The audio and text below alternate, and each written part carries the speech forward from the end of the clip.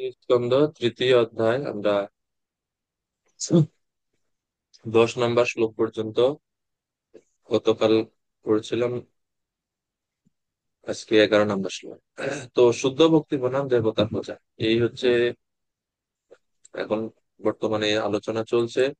যিনি দেবতাদের যারা অল্প বুদ্ধি সম্পন্ন, তারা কিভাবে বিভিন্ন দেবদেবীদের কাছে বিভিন্ন কাঙ্ক্ষিত বস্তু পাওয়ার জন্য বিভিন্ন দেবদেবীদের কাছে শরণাগত হয়, তিনি সেটা বললেন। এরপরে এখন বলছেন যারা বুদ্ধিমান তারা শুদ্ধ শুদ্ধ ভক্তি করবেন। হৃদয়ে যে কোনো বাসনা থাকলেও তারা অন্য কারো কাছে যায় না, তারা ভগবান শ্রীকৃষ্ণের কাছেই আসে।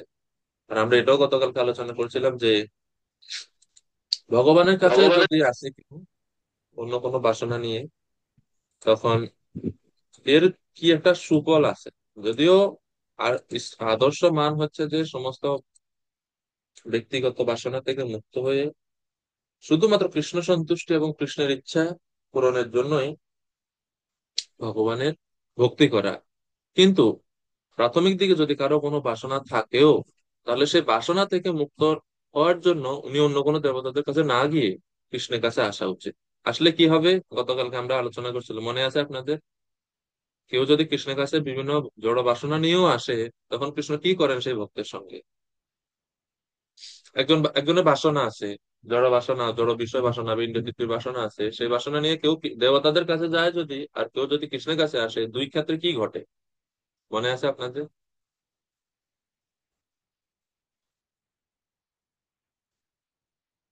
হ্যাঁ, রত্নধারী একটু প্লিজ বলুন। আপনি মহাপ্রভুর কথা উল্লেখ করছিলেন যে আমি বিজ্ঞ তুমি মূর্খে বিষয় কেন দিব, চরণামৃত দিয়া সবে বিষয় ভুলাইব। এই জন্য সর্বতভাবে আমাদের মঙ্গল সাধন হবে। দেবতাদের কাছে যদি বাসনা নিয়ে যায় তখন কি হয়? জড় সুখ ভোগে আমরা প্রবৃত্ত হব, এবং এর ফলে মানে অ্যাকচুয়ালি আমাদের প্রকৃত কোনো লাভ হবে না, পারমার্থিক উন্নতি কোনো হবে না। বিষয় ভোগে আমরা ইন্দ্রিয় তৃপ্তিতার মানে জড় সুখ ভোগে আমরা মত্ত হয়ে থাকবো।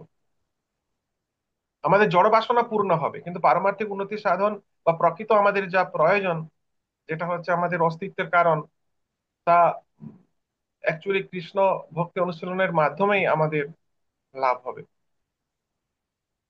এটা কিন্তু খুবই গুরুত্বপূর্ণ একটা বিষয়, ভাগবতমের এটা সিদ্ধান্তটা খুবই গুরুত্বপূর্ণ সিদ্ধান্ত কিন্তু।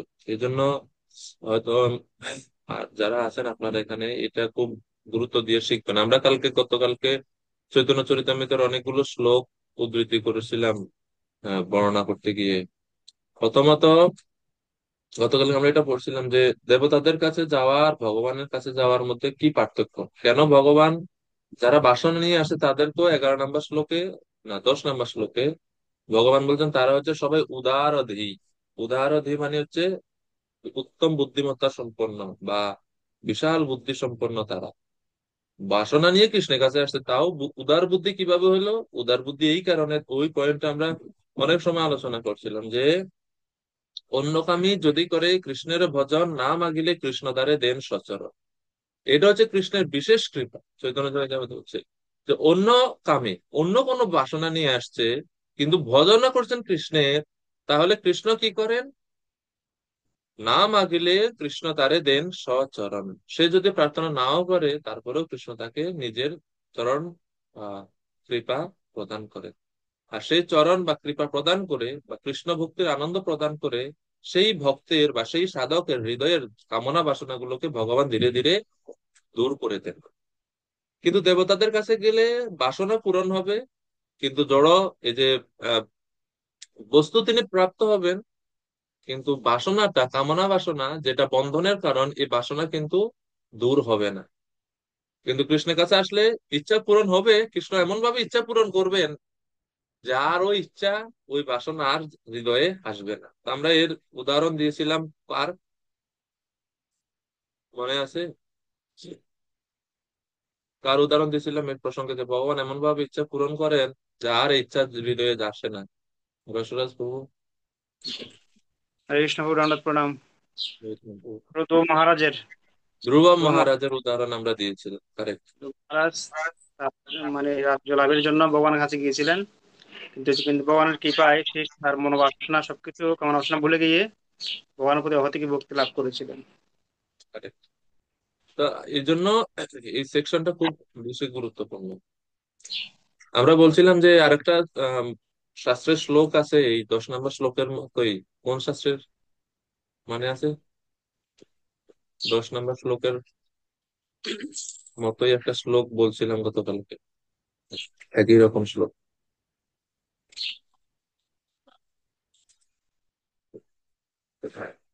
এর মানে আপনারা ক্লাসে যখন থাকেন আপনারা কিছু লেখেন না?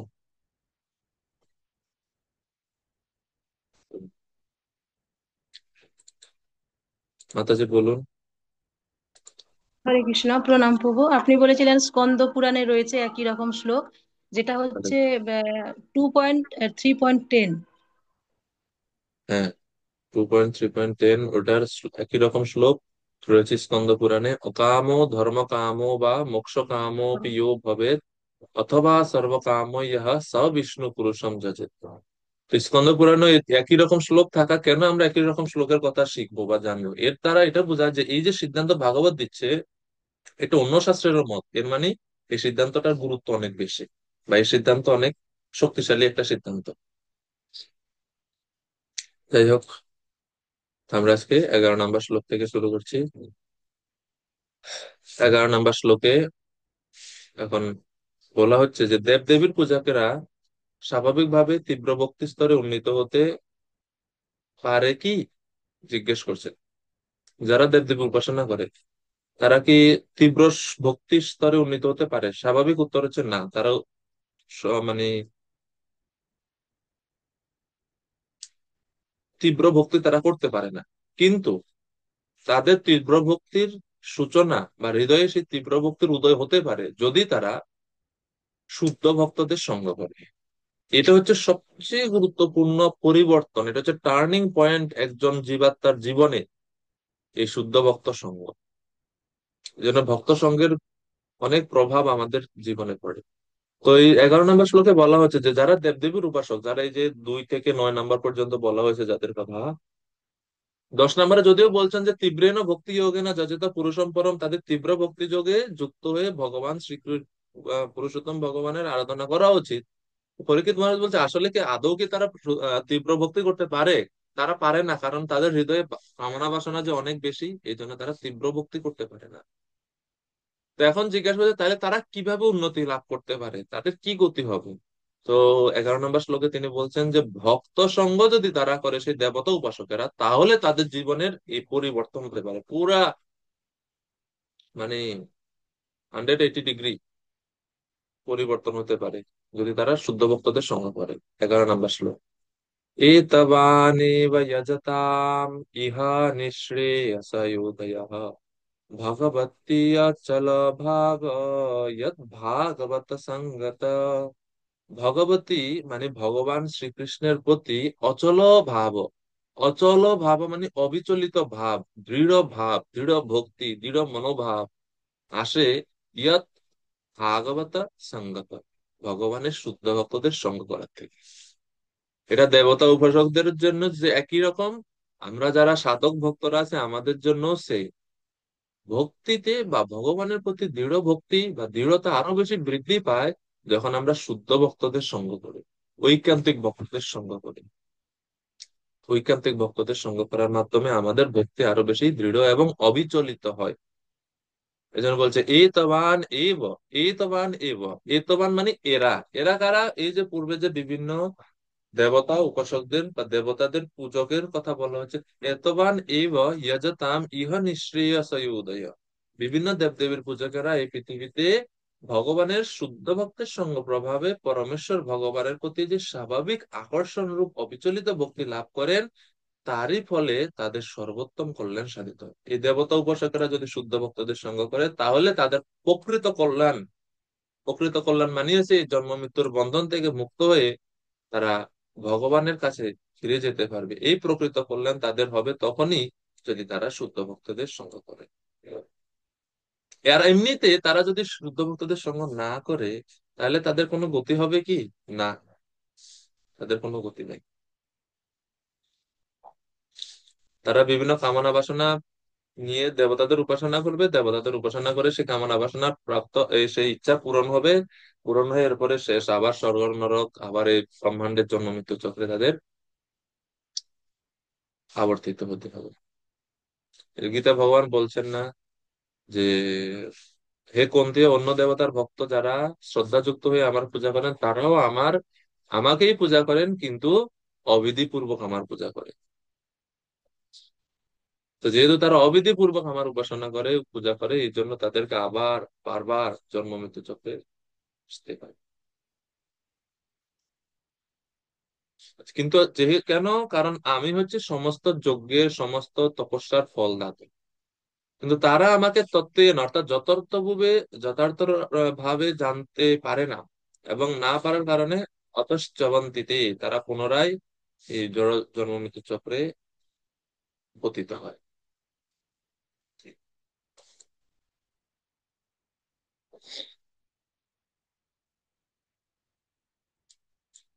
এজন্য গীতায় ভগবান বলছেন যে 4 প্রকারের ভক্ত বা 4 প্রকারের মানুষ ভগবানের শরণাগত হয়। চতুর্বিধা ভজন্তে মাম জানা সুকৃতিন অর্জুন আর্ত জিজ্ঞাসু অর্থাৎ জ্ঞানী চ ভরতর্ষভ। এর মধ্যে এই যে 4 প্রকার মানুষ চৈতন্য চরিতামৃতে এনাদের একটু ভাগ করা হয়েছে। চৈতন্য চরিতামৃতে বলা হচ্ছে আর্ত অর্থার্থী, দুই সকাম ভিতরে গণী। এই 4 শ্রেণীর মধ্যে যারা আর্ত এবং যারা অর্থার্থী। এখন কারা আর্ত কারা অর্থার্থী এটা তো আপনারা জানেন অবশ্যই, এটা আর বলার দরকার নেই। এই আর্ত এবং অর্থাৎ এই 2 প্রকারের যারা সাধকের যারা উপাসকেরা তারা হচ্ছে সকাম ভিতরে গণী। কৃষ্ণদাস কবিরাজ গোস্বামী বলতেন তারা হচ্ছে সকাম স্তরে। আর জিজ্ঞাসু জ্ঞানী দুই মোক্ষ কামী মানি। আর যারা জিজ্ঞাসু এবং জ্ঞানী তারা সকাম না, তারা হচ্ছে মোক্ষ কামী। এই 4ই স্বীকৃতি হয় মহাভাগ্যবান, তত্তৎ কামাদি ছাড়ি হয় শুদ্ধ ভক্তিমান। আর বলা হচ্ছে যে এই যদিও তারা কেউ সকাম আবার কেউ মোক্ষকাম, এই ভেদ থাকা সত্ত্বেও তারা আবার মহাভাগ্যবান। গীতায় ভগবান বলছেন চতুর্বিধা ভজন্তে মাম জনা সুকৃতি ন, তারা হচ্ছে সুকৃতি সম্পন্ন। কেন তাদের সুকৃতি সম্পন্ন বলা হচ্ছে? সকাম তো তারা ওই সেই ভাগবতমের এই শ্লোকের মতো, যেহেতু তাদের বাসনা থাকা সত্ত্বেও তারা অন্য দেবতাদের কাছে না গিয়ে আমার কাছে আসছে। চতুর্বিধা ভজন্তি মাম, আমার ভজনা কর। বাসনা আছে ঠিক আছে, কোনো ব্যাপার না। মায়ের কাছে একটা সন্তান যদি মানে নোংরা হয়ে ধুলাবালি শরীরে লাগিয়ে যায়, মা এটাকে এত বেশি তাকে ঘৃণা করেন না। ঠিক আছে, যাক আসছে তো সে আমার কাছে, তো পরিষ্কার হয়ে মার কাছে গেলে মা খুশি হয়, কিন্তু নোংরা হয়ে গেলেও মা আমাদেরকে ফেলে দেন না। যাক সে তো আমার কাছে আসছে, সে তো আমার আমার আমি যে তার মা, আমার কাছে সে ফিরে আসছে, কি খুশি হয়। তদ্রূপ এই আর্ত অর্থাৎই হয়েও কোনো সমস্যা না, যদি ভগবানের কাছে যাই ভগবান বলেন না, সে আমি যে পরম, আমি যে সকলের আদি, এই তত্ত্বগত ভাবে সেটা বুঝতে পারছে। আর এই যে তত্ত্বগত ভাবে সে এটা স্বীকার করছে, এই জন্যই ভগবান তাকে সুযোগ দেন আত্মশুদ্ধির জন্য। এই জন্য বলছে এই 4 শ্রেণীর মানুষই কিন্তু ধীরে ধীরে তত্তৎ কামাদি ছাড়ি হয় শুদ্ধ ভক্তিমান। তারা তাদের এই যা যা কামনা বাসনা যার যার আছে সেগুলো থেকে তারা মুক্ত হয়ে ধীরে ধীরে শুদ্ধ ভক্তিমান হতে পারে। কিভাবে হতে পারে? সাধু সঙ্গ কৃপা কিংবা কৃষ্ণের কৃপায় কামাদি দুঃসঙ্গ ছাড়ি শুদ্ধ ভক্তি পায়।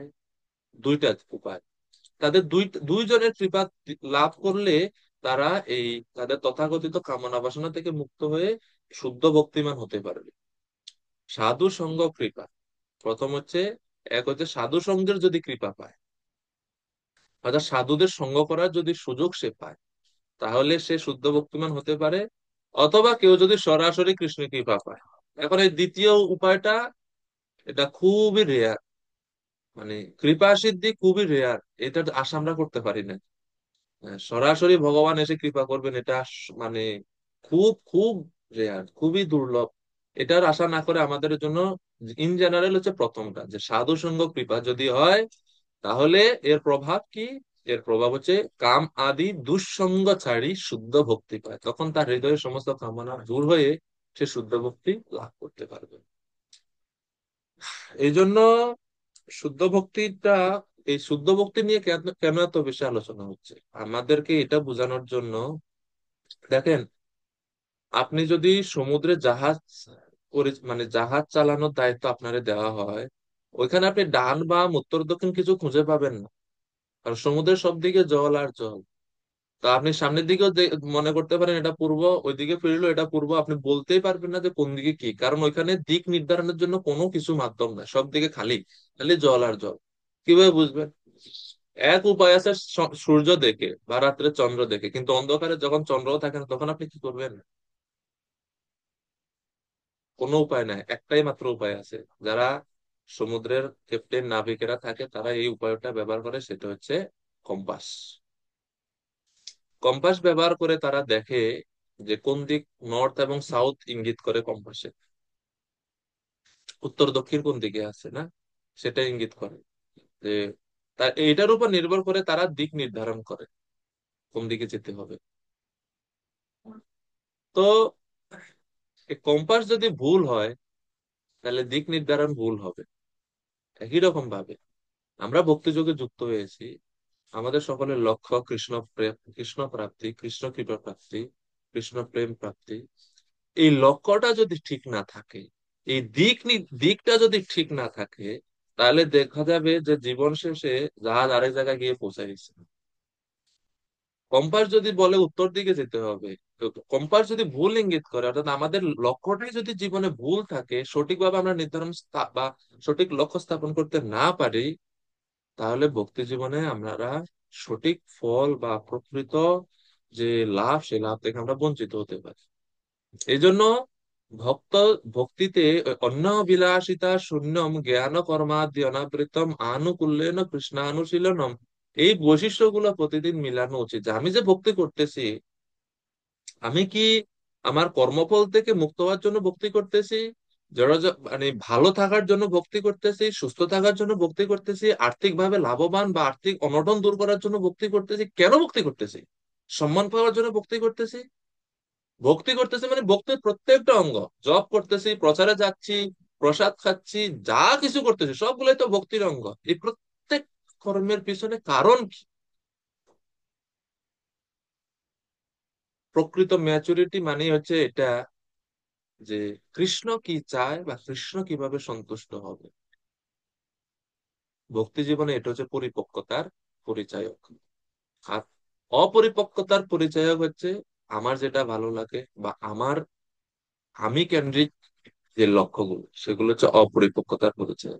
এজন্য ভাগবত বারবার বলছে, বারবার বলছে, বারবার বলছে যে কামনা বাসনা থেকে মুক্ত হয়ে শুদ্ধ ভক্তদের সঙ্গ করে লক্ষ্য স্থাপন করা উচিত কৃষ্ণকে, অন্য কোনো দিকে যাওয়া যাবে না।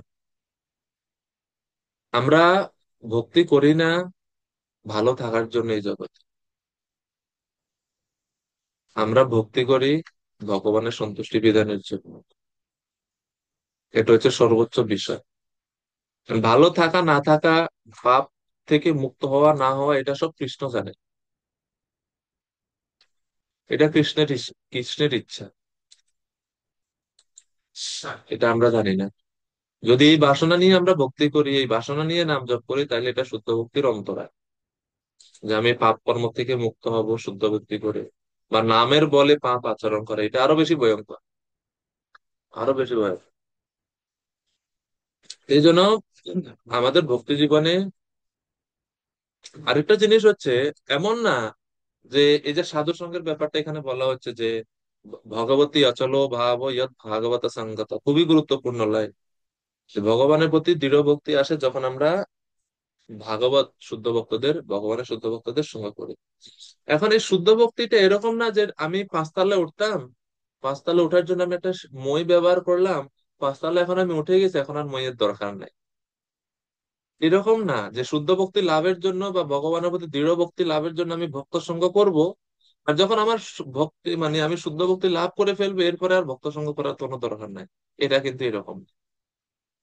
আমরা ভক্ত সঙ্গকে শুধুমাত্র মাধ্যম হিসেবে গ্রহণ করি না, আমরা নাম জপকে শুধুমাত্র মাধ্যম হিসেবে গ্রহণ করি না, আমরা গুরুদেবকে শুধুমাত্র মাধ্যম হিসেবে ব্যবহার করি না। এটা আমাদের মাধ্যম, আবার একই সঙ্গে এটা আমাদের গোল, এটা আমাদের ওয়ে বা প্রসেস, এটা আবার আমাদের ডেস্টিনেশনও। কৃষ্ণ ভক্তি জন্মমূল হয় সাধু সঙ্গ, কৃষ্ণ ভক্তিটা শুরু হয় সাধু সঙ্গ থেকে। আর যখন কেউ সাধু সঙ্গ করে যখন কৃষ্ণ ভক্তি লাভ করে ফেলে তখন এটা মুখ্য অঙ্গে পরিণত হয়। ভক্তি করে শুদ্ধ ভক্তি লাভ করার পর আমি কি করবেন? একলা একলা কৃষ্ণের কাছে যাবেন না। কৃষ্ণের কাছে থাকতে হলে কৃষ্ণের ভক্তদের সঙ্গে থাকতে হবে, অন্য পার্শ্বদের সাথে থাকতে হবে, সেখানেও ভগবানের নাম জপ করতে হবে, সেখানেও কারো আনুগত্য থেকে সেবা করতে হবে। আর স্বাধীনভাবে তো কৃষ্ণ সেবা করা যাবে না গোলক বৃন্দাবন। এই জন্য কোনো সময় এগুলাকে মাধ্যম হিসেবে গ্রহণই করা যাবে না। এগুলো মাধ্যম, আবার একই সাথে মাধ্যম তো আছে, সাথে সাথে এটা আমাদের লক্ষ্য। হ্যাঁ, এরকম এই হচ্ছে আমাদের। কিন্তু যারা ইসলামিজমে বা অন্যান্য সনাতন ধর্ম যে, যেমন যোগ মার্গে যারা আছে, তারা তাদের গুরুকে গ্রহণ করে, গুরু গ্রহণ করে তারা তাদের সমাধি পর্যন্ত যাওয়ার জন্য, সমাধি স্তরে গেলে আর গুরুর দরকার নেই, এটা তাদের মনোভাব। কিন্তু ভক্তি যোগে এই ফিলোসফিটা এরকম না। সব সব সময় গুরু কৃপা দরকার। প্রহ্লাদ মহারাজ, সরি, ধ্রুব মহারাজ, প্রহ্লাদ মহারাজ সবাই ওনারা ওনাদের যখন ভগবানকে লাভ করছে, নৃসিংহদেবকে পাইছেন সামনে, নৃসিংহদেবের কাছে স্তুতি করছেন প্রহ্লাদ। প্রহ্লাদ স্তুতি করতে গিয়ে বলছেন, প্রভু আমি তো উগ্র জাতি, কিভাবে আমি আপনার সেবা করব? একটাই বর চাই প্রহ্লাদ, কোনো বর চান না, একটাই বর চেয়েছেন যে আমি যেন আপনার শুদ্ধ ভক্ত অর্থাৎ নারদ মুনির সেবা থাকতে পারি, সেবায় যুক্ত থাকতে পারি। ভগবানকে পাওয়ার পরে এই বাসনা। তো ভক্ত সঙ্গ কত গুরুত্বপূর্ণ এখান থেকে আমরা বুঝতে পারি। এই ভক্ত সঙ্গের মহিমা বা ভক্ত সঙ্গ প্রার্থনা করেছেন ভাগবতমে অনেক মহান মহান ভক্তরা। প্রথমে যদি আমরা দেখি বৃত্রাসুর, তিনিও ভক্ত সঙ্গ প্রার্থনা করছেন। বৃত্রাসুরের প্রার্থনা মনে আছে আপনাদের কারো? অহম হরে তব পাदैकमूल দাসানুদাস ভবিতাস্মি ভূয়ঃ मनस्मरेताशुपतेर्गुणंस्ते गृणीतवा कर्म करोतु काय। তিন চারটে শ্লোক বলছেন বৃত্রাসুর ভগবানের কাছে। এর মধ্যে একটা হচ্ছে এটা, অহম আমি কে, জিজ্ঞেস করছে তোমার পরিচয় কি, কেন আমি তোমাকে কৃপা করব? বলছে অহম আমি, আরে হে ভগবান শ্রী হরে, আমি আপনার তব পাদেকমূল দাসানুদাস ভবিতাস্মি ভূয়। আমি আপনার শ্রীচরণ কমলের যারা সেবক আছে, দাসেরা আছে, তাদের দাসের দাসের দাসের দাসের দাসের দাস হওয়ার অভিলাষী। এটা হচ্ছে আমার পরিচয়। তো দাসের দাসের দাসের দাসের দাস হওয়া মানে কি? ভক্তদের সঙ্গ করা, ভক্তদের সেবায় যুক্ত হওয়া, এটা তিনি ভগবানের কাছে প্রার্থনা করছেন। যখন চতুষ্কুমারেরা বৈকুণ্ঠ লোক থেকে অভিশাপ পেয়ে পড়ে যায়, তখন ওনারা প্রার্থনা করছেন, আমরা এই জড় জগতে যাচ্ছি, কোনো অসুবিধা নেই প্রভু, কিন্তু আমরা যেন সবসময় মন দিয়ে আপনার কথায় চিন্তায় মগ্ন থাকতে পারি আর আপনার ভক্তদের সঙ্গে থাকতে পারি, তাহলে আমরা নিরাপদ থাকবো। ভক্তিবিনোদ ঠাকুর বলছেন ওনার ভজনে, কীটা জন্ম হও যথা তুয়া দাস, বহির্মুখ ব্রহ্ম জন্মে নাহি মোর আস। আমি কীট হয়ে জন্মগ্রহণ করি, আমার কোনো অসুবিধা নাই, কিন্তু কীট হয়ে জন্মগ্রহণ করতে চাই সেইখানে যথা তুয়া দাস, আপনার ভক্তের আছে, সেই ভক্তদের সংস্পর্শের সাথে যদি কীট হয়েও আমি থাকি, আমি রাজি। কিন্তু ভক্ত নাই, আপনার সেবা নাই, কৃষ্ণ কথা শ্রবণ কীর্তন নাই, এরকম ব্রহ্ম শরীরে ব্রহ্মা হয়েও আমি জন্মগ্রহণ করতে চাই। রিপিটেডলি একটা জিনিস বারবার আসছে, বারবার আসছে, এর মানে কি? এটা প্রকৃতই অনেক গুরুত্ব রাখে। হ্যাঁ, ভক্ত সঙ্গ, শুদ্ধ ভক্তদের সংস্পর্শে থাকা, তাদের দাস হিসেবে থাকাটা খুবই গুরুত্বপূর্ণ। আর আরেকটা জিনিস কি, এটা এত বেশি গুরুত্বপূর্ণ এই কারণে, কারণ শুদ্ধ ভক্তদের সঙ্গে থাকলে আপনার অহংকার ক্রাশ হবে, ক্রাশ, ফলস ইগো যা আছে এটা চূর্ণ বিচূর্ণ হবে। আর এটা হচ্ছে সবচেয়ে বড় ওষুধ বন্ধন থেকে মুক্ত হওয়ার। বন্ধন থেকে মুক্ত হওয়ার সবচেয়ে বড় ওষুধ হচ্ছে ভক্তদের সঙ্গে থাকা। সিনিয়র ভক্তরা যারা, জ্যেষ্ঠ ভক্তরা আছে, শুভাকাঙ্ক্ষীরা আছে, এনারা আমাদের যে মিথ্যা অহংকারটা আছে, লাভ পূজা প্রতিষ্ঠা, এই যে সূক্ষ্ম সূক্ষ্ম বিষয়গুলো আছে, এগুলা থেকে আমাদের রক্ষা করে। ওকে, 12 নম্বর শ্লোক। তো 12 নম্বর শ্লোকে বলছে যে এখন এই শ্লোক মানে যে যে শুদ্ধ ভক্তদের সঙ্গে থাকলে দেবতা পূজকেরাও ভক্তিমান হবে বলছেন। এখন প্রশ্ন করছেন যে সমস্ত সারা জীবন যিনি যে দেবতার আশ্রয় করলেন, শেষকালে তিনি যদি সেই দেবতাকে ছেড়ে অন্য কারো মানে ভগবানের আরাধনায় যুক্ত হয়ে যায়, তাহলে তো সারা জীবনে যে উনি করছেন এগুলা ব্যর্থ হয়ে যাবে না? বা এই যে ব্যক্তি সবসময় দেবদেবীর পূজা করতো, সে কিভাবে অবশেষে ভক্তি লাভ করতে পারে?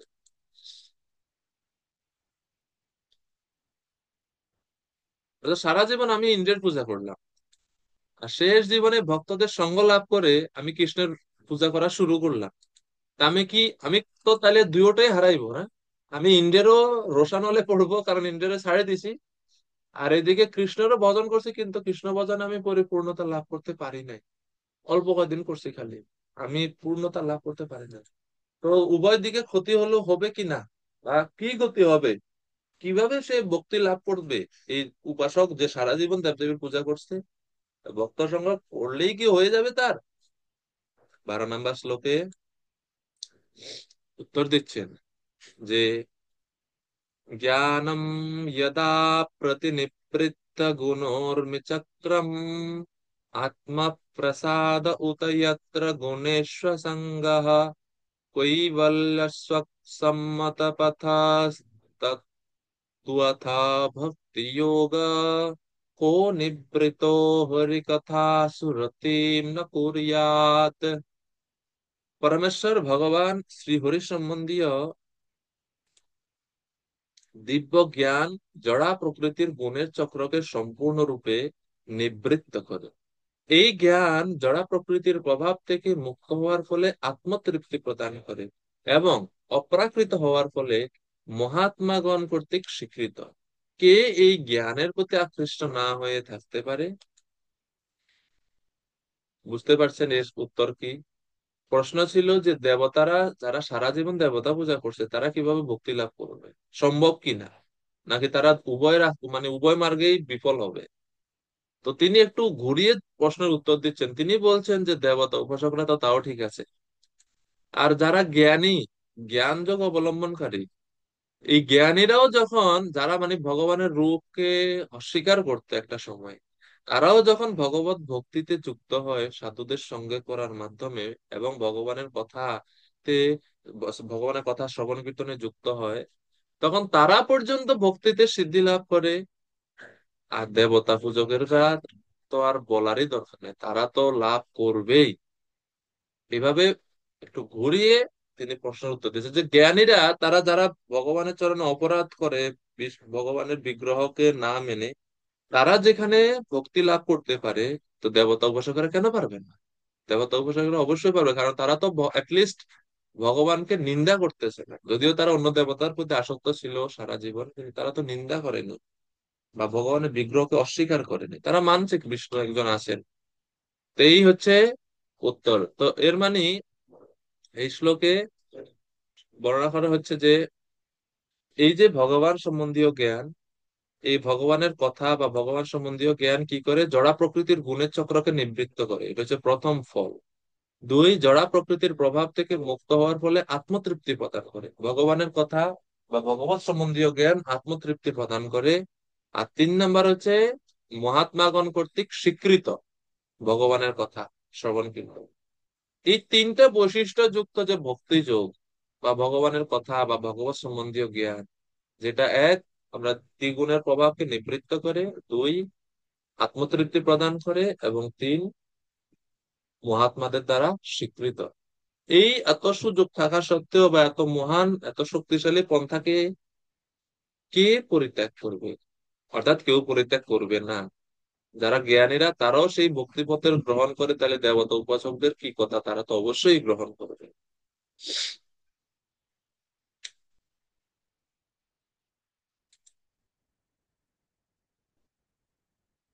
তো এর এর দ্বারাতে তিনি বুঝাইলেন যে এমনকি জ্ঞানীরাও যখন শুদ্ধ ভক্তদের সঙ্গ করে, তাহলে তারা জ্ঞানী অথবা সেই যোগীরা পর্যন্ত শুদ্ধ ভক্ত হতে পারে, তাহলে কর্মীদের আর কি কথা, কর্মীরা তো অবশ্যই পারবে।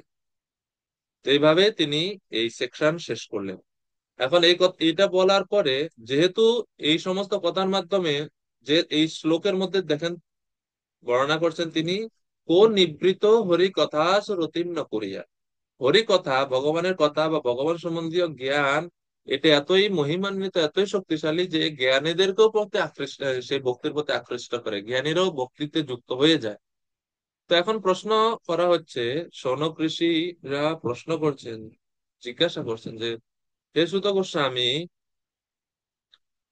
আপনি বললেন ভগবানের কথা বা ভগবান সম্বন্ধীয় জ্ঞান এত শক্তিশালী এবং মহিমান্বিত যে জ্ঞানী যোগীরা পর্যন্ত ভক্তিতে আসে, তো এত কম বলে শেষ করে দিলেন কেন? আরো বিস্তারিত বলুন না ভগবানের কথা। মহিমা করলেন যে আহ, এই কলম এত সুন্দর একটা কলম, এই কলম দিয়ে মনের ইচ্ছা মতো লেখা যায়, খুবই সুন্দর লেখা হয়, লেখা বিশ্রী হয় না। আহ, এত কলমের মহিমা প্রকাশ করলেন, তো কলমটা দেন আমাদের। কলম নিয়ে দিলেন না, খালি মহিমা বললেন, তো তো অতৃপ্ত থেকে যাবো।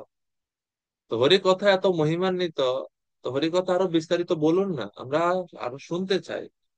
তো 13 থেকে 25 নম্বর শ্লোকে এখন শৌনক ঋষিরা সুত গোস্বামীকে আরো বেশি ভগবানের কথা বলার জন্য অনুপ্রেরণা দিচ্ছেন। এবং পরের মানে শেষ দিকে ওনারা বলবেন, যারা ভগবানের কথা শ্রবণ করতে চায় না তারা আসলে বড় দুর্ভাগা, তাদের থেকে দুর্ভাগা আর কেউ না। এত সহজে মুক্তি লাভের পন্থা যারা গ্রহণ করে না তার সত্যি দুর্ভাগা না? জ্ঞানী হলে কত কষ্ট করতে হয়, যোগীদের কত না খেয়ে থাকতে হয়, কঠিন কঠিন আসন অবলম্বন করতে হয়, তারপরে তারা মুক্তি লাভ করবে কিনা তাও সন্দেহ। কিন্তু শুদ্ধ ভক্তি যুগে জাস্ট বসে বসে ভগবানের কথা শোনা, শ্রবণ করা, এই পন্থা, এত সহজ পন্থা দ্বারা এত দুর্লভ জিনিসটাকে পাওয়া যাচ্ছে, তারপরে মানুষ যদি গ্রহণ করে না বা এই পন্থার প্রতি আকৃষ্ট হয় না, এর মানে বুঝতে হবে তারা প্রকৃতই দুর্ভাগা। তো এই বর্ণনা করলেন, করবেন 13 থেকে 25 নম্বর শ্লোক। শৌনক উবাচ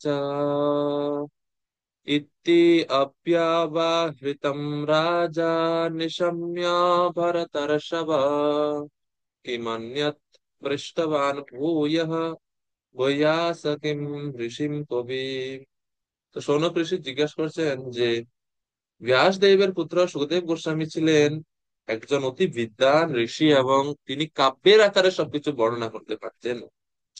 তার কাছ থেকে এইসব বিষয় শ্রবণ করার পর পরীক্ষিত মহারাজ তাকে পুনরায় কি জিজ্ঞেস করলেন? পরীক্ষিত মহারাজের কাছ থেকে, সরি, সুখদেব গোস্বামীর কাছ থেকে পরীক্ষিত মহারাজ শ্রবণ করলেন, শ্রবণ করার পরে তিনি কি করলেন, কি আরো কি জিজ্ঞাসা করলেন সেই সম্বন্ধে বলুন। তো এই শ্লোকে সুখদেব গোস্বামীর মহিমা বর্ণনা করে বলা হচ্ছে, তিনি ছিলেন বিদ্বান, তিনি ছিলেন, এবং ওনার আরেকটা বিষয় হচ্ছে তিনি ছিলেন কবি। কবি মানে উনি যা বলতেন কাব্যের আকারে, ছন্দের আকারে বলতে পারতেন, এটা হচ্ছে ওনার কবিত্বের পরিচয়। তো প্রভুপাদ তাৎপর্য বলছেন, ভগবানের শুদ্ধ ভক্তের সমস্ত দিব্য গুণাবলী আপনা থেকে বিকশিত হয়, এবং সেই সমস্ত গুণাবলীর কয়েকটি উল্লেখযোগ্য লক্ষণ হচ্ছে দয়ালু, শান্ত, সত্যবাদী, সমদর্শী, ত্রুটিহীন, উদার, ইত্যাদি ইত্যাদি ইত্যাদি ইত্যাদি। তো এখানে যে শ্লোকের বর্ণনা দেওয়া হচ্ছে এটা হচ্ছে চৈতন্য চরিতামৃতে বর্ণিত ভক্তের, একজন ভক্তের হৃদয়ে প্রকাশিত বা একজন ভক্তের মধ্যে প্রকাশিত 26টি গুণ, শুদ্ধ ভক্ত বৈষ্ণবদের 26টি গুণ চৈতন্য চরিতামৃতের উল্লেখ রয়েছে। প্রভুপাদ ওটারই অনুবাদ এখানে দিব।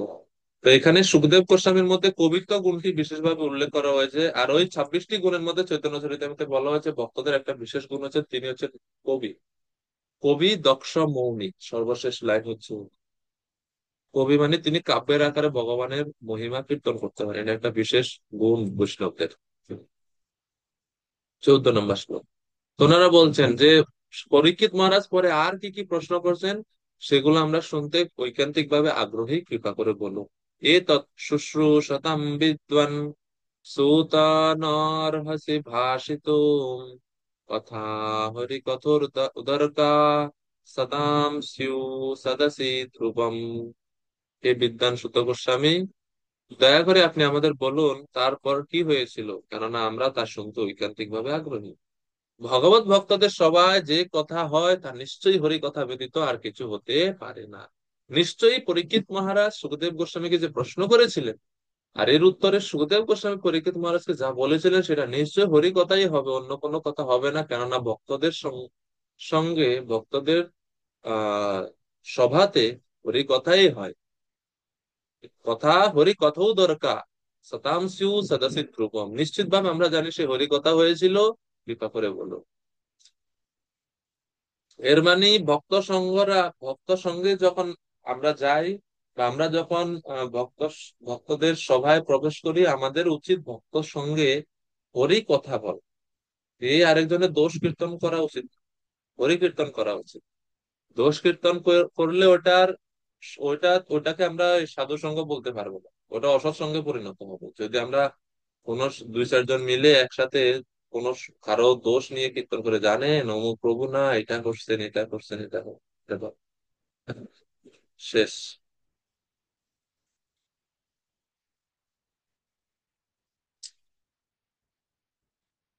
তো এইভাবে শৌনক ঋষিরা তাদের আগ্রহ প্রকাশ করছেন। এরপরে 15 নম্বর শ্লোকে ওনারা পরীক্ষিত মহারাজের কথা কেন শুনতে চাচ্ছেন সেই কারণ দেখাচ্ছেন। সূত গোস্বামী বলতেন, আরে ইনি একজন রাজা, এনার কথা আপনারা এত শোনার জন্য এত আগ্রহ কেন দেখাচ্ছেন? রাজার কাহিনী শুনতে এত আগ্রহী কি বুঝলাম? সাধুরা সাধুদের কথা শুনবে, এই জন্য বিষয়ী রাজার কথা কেন শুনতে চাচ্ছেন না? তো 15 নম্বর শ্লোকে শৌনক ঋষিরা বলছেন, আমরা জানি পরীক্ষিত মহারাজকে, উনি শুধুমাত্র একজন বিষয়ী রাজা ছিল না। উনি রাজা ছিলেন ঠিক আছে, কিন্তু ওনার বিষয় বাসনা কোনো ছিল না। ছোটবেলা থেকেই ওনার অনেক দিব্য সৎ গুণাবলী ওনার মধ্যে ছিল। কি কি গুণাবলী? 15 নম্বর শ্লোক।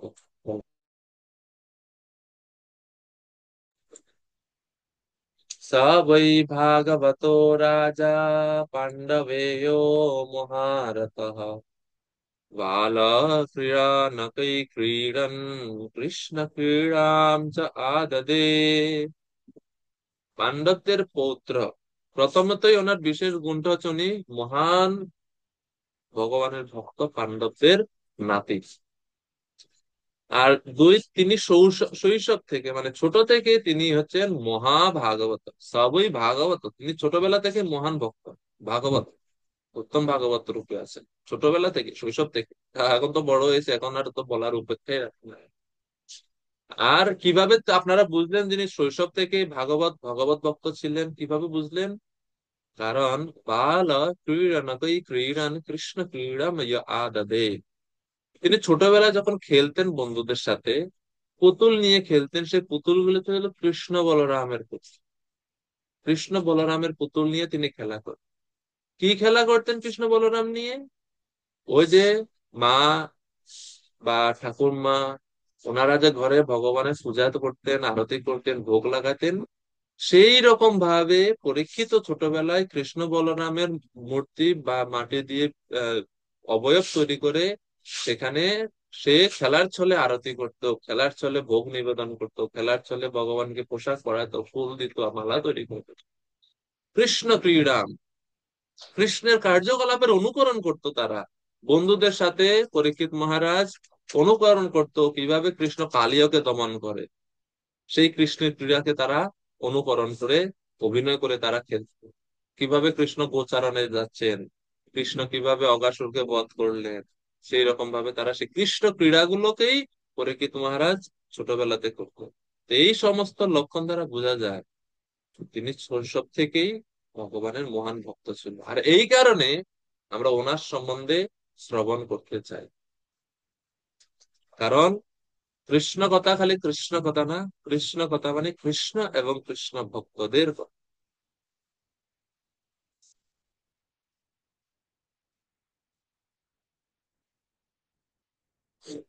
এই জন্য বিশ্বনাথ এই শ্লোক আপনারা পাইছেন না অলরেডি? এই শ্লোকটা দ্বিতীয় স্কন্ধে মনে হয় এটা আছে, শ্লোক হচ্ছে এটা, খুবই গুরুত্বপূর্ণ শ্লোক।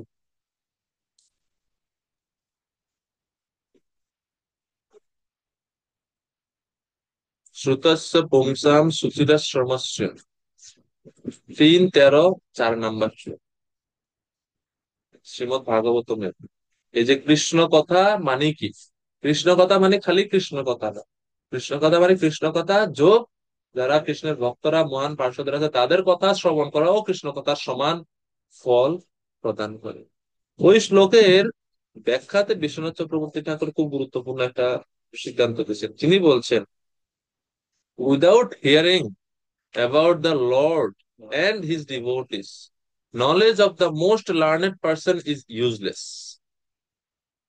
খালি যদি ভগবানের কথাই শুনলাম, ভক্তদের কথা না শুনলাম, তাহলে বিদ্বান ব্যক্তিদের যে তথাকথিত জ্ঞান তিনি অর্জন করলেন ভগবান সম্বন্ধে, এই জ্ঞান বৃথা এবং বিফলে পর্যবসিত হবে।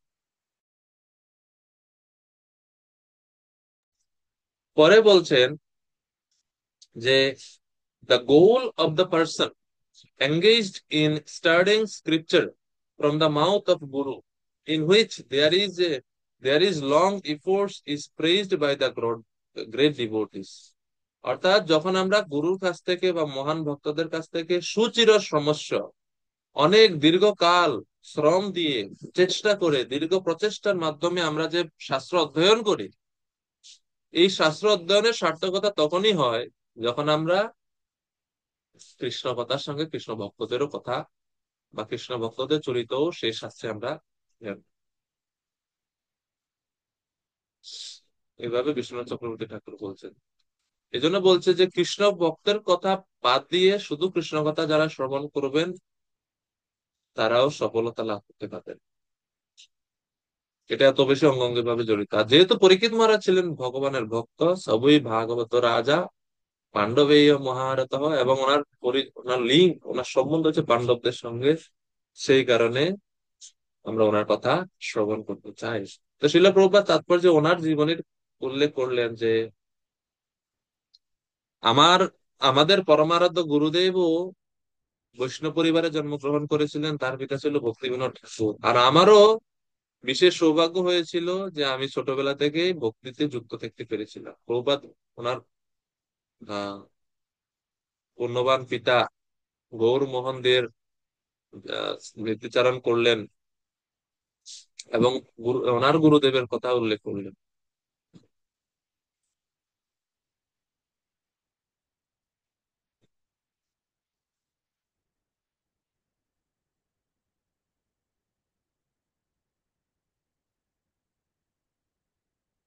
তো তাৎপর্যের এই দ্বিতীয় অংশটা আমরা একটু পড়বো। এখানে একটু গুরুত্বপূর্ণ কিছু বিষয় আছে। বলা হচ্ছে, আমাদের পরমারাধ্য গুরুদেব বৈষ্ণব পরিবারে জন্মগ্রহণ করেছিলেন এবং তার মহান বৈষ্ণব পিতা ঠাকুর ভক্তিবিনোদের কাছ থেকে ভক্তি বিষয়ক সব রকম অনুপ্রেরণা পেয়েছিলেন। সমস্ত সৌভাগ্যবান বৈষ্ণব পরিবারের এটি হচ্ছে ধারা। বিখ্যাত মীরাবাই ছিলেন গোবর্ধনধারী শ্রীকৃষ্ণের নিষ্ঠাবতী ভক্ত। এই সমস্ত ভক্তদের ইতিহাস প্রায় একই রকম, কেননা ভগবানের সমস্ত বড় বড় ভক্তদের প্রারম্ভিক জীবনে সর্বদাই এক প্রকার ঐক্য দেখা যায়। ছিল জীব গোস্বামীর মতে, পরীক্ষিত মহারাজ নিশ্চয়ই বৃন্দাবনে শ্রীকৃষ্ণের বাল্যলীলা শ্রবণ করেছিলেন, কেননা তিনি তার শৈশব খেলার সাথীদের নিয়ে শ্রীকৃষ্ণের লীলা অনুকরণ করতেন। আর শ্রীধর স্বামী বলছেন এই শ্লোকের উপরে যে মহারাজ পরীক্ষিত পরিবারে প্রাপ্তবয়স্কদের শ্রী বিগ্রহের আরাধনার অনুকরণ করতেন। আর বিশ্বনাথ চক্রবর্তী ঠাকুর জীব গোস্বামীর মতকে সমর্থন করেছেন। উভয় মত অনুসারে আমরা দেখতে পাই যে মহারাজ পরীক্ষিত তার শৈশব থেকে ভগবান শ্রীকৃষ্ণের প্রতি স্বাভাবিকভাবে অনুরক্ত ছিলেন এবং তিনি উপরোক্ত দুইটি ভাবে যেটির অনুকরণই করে থাকুক না কেন, সকলেই এক বাক্য স্বীকার করেছেন যে তিনি তার শৈশব থেকে গভীরভাবে ভগবানের প্রতি ভক্তিপরায়ণ ছিলেন, যা হচ্ছে মহাভাগবতের লক্ষণ। এমন মহাভাগবতের বলা হয় নিত্য সিদ্ধ বা জন্ম থেকে মুক্ত আত্মা।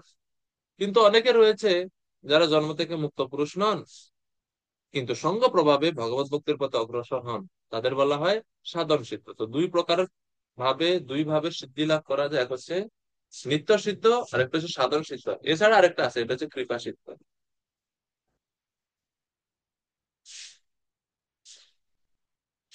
কেবল শুদ্ধ ভক্তদের সঙ্গ প্রভাবে সকলেই সাধন সিদ্ধ হতে পারেন, তার একটি উজ্জ্বল দৃষ্টান্ত হচ্ছেন আমাদের আচার্য শ্রী নারদ মুনি। তিনি ছিলেন দাসী পুত্র রূপে জন্মগ্রহণ করলেন, কিন্তু মহান ভগবত ভক্তদের সঙ্গ করে 4 মাস তাদের সেবা করে, তাদের কাছ থেকে শ্রবণ করে ভগবানের কথা এবং তাদের উচ্ছিষ্ট প্রসাদ গ্রহণ করে তার পরিবর্তন হলো।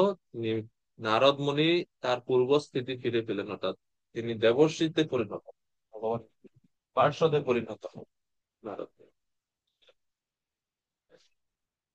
তো এইভাবে পরীক্ষিত মহারাজের প্রশংসা করলেন। এরপরে তারা দ্রুত গোস্বামী, সরি, শৌনক ঋষিরা তারা সুখদেব গোস্বামীর মহিমা বলছে, যে এটা তো আমরা বললাম যে যিনি শ্রোতা তার মহিমা, আর যিনি বক্তা, যিনি বলছেন কৃষ্ণ কথা, তার কি কম মহিমা? আরে বাপরে। 16 নম্বর শ্লোক, বৈয়াসকিশ্চ ভগবান বাসুদেব পরায়ণ পুরুগায় গুণোদারা সতাং স্যুহি সমাগমে। ব্যাসদেবের পুত্র সুখদেব গোস্বামী দিব্য জ্ঞানে পূর্ণ ছিলেন এবং তিনি বসুদেব তনয় শ্রীকৃষ্ণের মহান ভক্ত ছিলেন। অতএব মহান ভক্তদের সমাগমে শ্রীকৃষ্ণের গুণকীর্তন রূপ উদার কথাই হয়েছিল।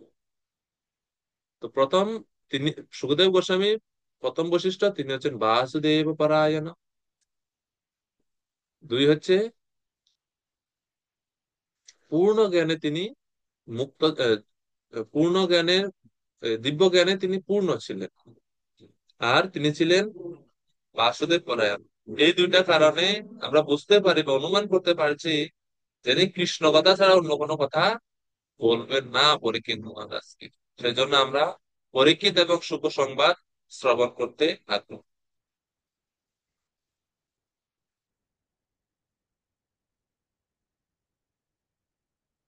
এখন 17 থেকে 19 নম্বর শ্লোকে শৌনক ঋষিরা বলছেন, যারা এই ভগবানের কথা বা এই যে সুখদেব গোস্বামী এবং পরীক্ষিত মহারাজের মধ্যে যে আলোচনা হয়েছিল সেই কৃষ্ণ কথা যারা শ্রবণ করে না, তারা কত দুর্ভাগা, তাদের সমালোচনা করছেন 17 থেকে 19 নম্বর শ্লোকে। খুব সুন্দর সুন্দর শ্লোক এগুলো ভাগবতের, আপনারা চাইলে এগুলো মুখস্থ করতে পারেন। आयु हरति वै पुंसामुद्यानस्तान् च यन्नसौ तस्यर्थे यत् क्षणो नीतो उत्तम श्लोक वर्तया। রত্নধারী প্রভু কৃপা করে অনুবাদ করুন।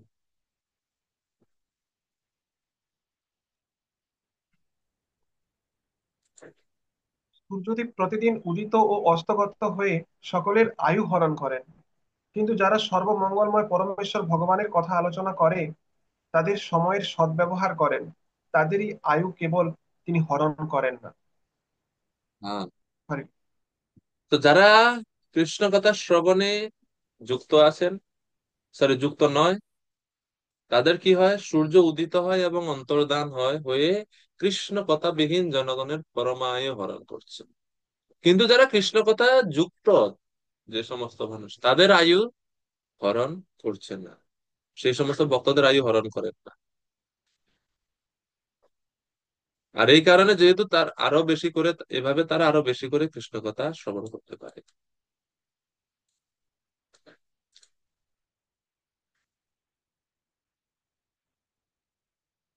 এখন প্রশ্ন, যে যদি এরকম হয় তাহলে শ্রীকৃষ্ণ কথার দ্বারা মানুষ কি মৃত্যুবরণ করে না? মানে যারা কৃষ্ণ কথা শ্রবণ করে তারা কি মৃত্যু হয় না? তাদের আয়ু শেষ হয় না?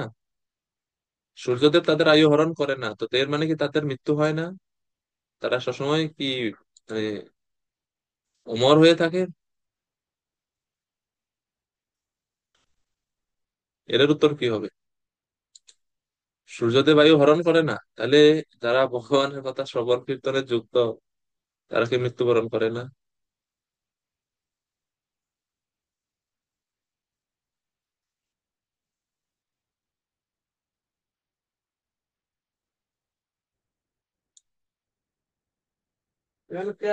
বলুন, কে বলতে পারবেন?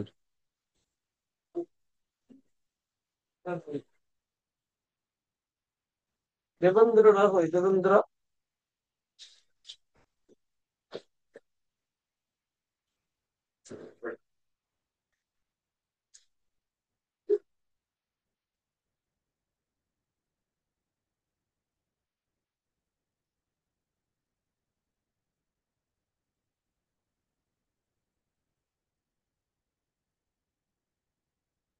আমি বলতে চাচ্ছি যে এখানে যে বলা হচ্ছে যারা ভক্তরা কৃষ্ণ কথায় যুক্ত, সরি, যারা কৃষ্ণ কথায় যুক্ত না, তাদের আয়ু সূর্যদেব উদিত হয়ে অস্ত হয়ে তাদের আয়ু হরণ করে নিয়ে যায়। এর মানে যারা কৃষ্ণ কথায় যুক্ত আছে তাদের আয়ু হরণ করে না। এখন যদি হরণ না করে তাহলে ভক্তরা কি মৃত্যুবরণ করে না? আয়ু শেষ হয় না তাদের? হরে কৃষ্ণ, প্রণাম প্রভু। প্রভুজি। তো আয়ু হরণ করে, এর অর্থ হচ্ছে যারা ভগবত ভক্তিতে যুক্ত নয়, তারা জন্ম মৃত্যুর যে চক্র, তার মধ্যে পুনঃ পুনঃ আবর্তিত হয়। অর্থাৎ পুনরূপী জন্ম পুনরূপী মাতৃজঠরে শয়নম। আর যারা ভগবত ভক্ত, তারা ভগবান যে শ্রীমদ্ ভগবত গীতাতে আমরা লক্ষ্য করেছি, বারবার উল্লেখ করেছেন যে আমার প্রতি যারা শরণাগত বা যারা ভক্তি করে, তারা আমাকে লাভ করে। মাম এব এষসি সত্যং তে প্রতিজনে প্রিয় হসিমে। আবার ভগবান শ্রীমদ্ ভগবত গীতাতেই উল্লেখ করেছেন, যৎ গত্বা ননিবর্তন্তে তদ্ধাম পরমং মম। অর্থাৎ কেউ যদি কৃষ্ণানুশীলন করবে, তার নিত্য বা শাশ্বত জীবন, অর্থাৎ ভগবত ধাম লাভ করবে, ভগবানকে লাভ করবে। সেক্ষেত্রে তার এই জন্মমৃত্যুর যে চক্র, তাতে পুনরূপী জন্ম পুনরূপী মাতৃহট স্বরূপ, সেটা আর হচ্ছে না। তো এভাবে ভগবান তাকে কৃপা করেন। কিন্তু যারা ভক্তি করে না, তাদের বারবার ওই যে জনিতে সে জন্মগ্রহণ করছে, তার আয়ু হরণ হতে থাকে। এটা আমি উপলব্ধি করছি প্রভু। হ্যাঁ প্রভু, রত্নধারী প্রভু খুব সুন্দরভাবে বললেন। হ্যাঁ, যারা ভক্তিতে যুক্ত, ভগবান ভক্তি করছেন, তাদের জন্ম মৃত্যু চক্রে আসতে হবে না। এখন প্রশ্ন হচ্ছে তারা মৃত্যুবরণ করে কেন? কারণ তাদের আয়ু তো ক্ষয় হয় না। কৃষ্ণ কথার যুক্ত তো আয়ু ক্ষয় হচ্ছে না, তাহলে তারা মৃত্যু কিভাবে বরণ করছে বা মৃত্যু কেন হচ্ছে তাদের? সেটা হচ্ছে মানে নির্দিষ্ট প্রশ্ন। তারা তো আসবে না এই জগতে, মৃত্যুর পর আর আসবে না, সেটা জানলাম আমরা ভগবানের ব্যক্তিত্ব ভাবে। কিন্তু এই যে শ্লোক বলছে যে সূর্যদেব তাদেরই আয়ু হরণ করে যারা কৃষ্ণ কথায় যুক্ত নয়। যারা যারা যারা কৃষ্ণ কথায় যুক্ত তাদের আয়ু হরণ করে না। আয়ু হরণ না করলে মরে কেন ভক্তরা? আমরা দেহ ত্যাগ কেন করি?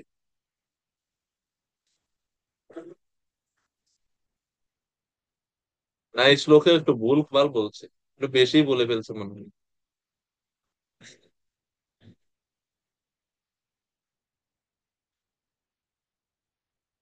তো এর উত্তর হচ্ছে, বিশ্বনাথ চক্রবর্তী ঠাকুর এর উত্তর দিচ্ছেন। তিনি এর ব্যাখ্যা করছেন যে যারা ভক্তিতে যুক্ত, তাদের আয়ু ক্ষয় হয় না। যারা কৃষ্ণ কথায় যুক্ত তাদের আয়ু ক্ষয় হয় না। তো ক্ষয় না হলে মরবে কেন? তো তিনি শাস্ত্র থেকে একটা শ্লোক উদ্ধৃতি করছেন, শ্লোকটা একটু শুনে নেন, তাহলে বুঝতে সুবিধা হবে। তিনি বলছেন, সমম ব্রাহ্মণে দানম দ্বিগুণম ব্রাহ্মণ শ্রুবে অধীতে শত সহস্রম অনন্তম বেদ পারগে। স্মৃতিশাস্ত্রে এই শ্লোকটা রয়েছে। স্মৃতিশাস্ত্রে এখানে বলা হচ্ছে যারা অব্রাহ্মণে দান করলে দানের সমান ফল হয়, অদম ব্রাহ্মণে দান দ্বিগুণ, আর বেদ অধ্যয়নকারীকে দান শত সহস্র, আর বেদ পারঙ্গম ব্যক্তিকে দান করলে অনন্ত ফল লাভ।